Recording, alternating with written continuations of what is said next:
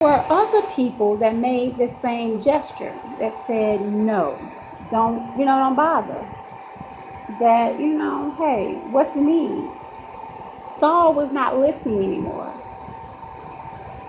So he deliberately put out the attacks for David. He deliberately put out the wanted signs, as people say. So people could turn their back on David that feared Saul, not God, but Saul. When they got ready to even sing the song that they created about David, his warriorship, David would leave that place because he knew that was a form of pickery, of mockery. That was a form of malice, of them being malicious. So he didn't want to get involved in the maliciousness of somebody else. He would leave that place. And he would actually go where he could try to find some peace.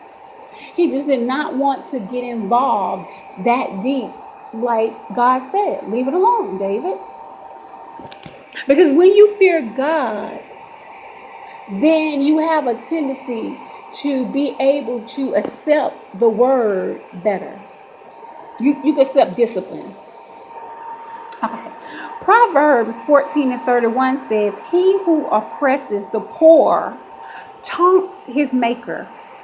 He who is gracious to the needy honors him.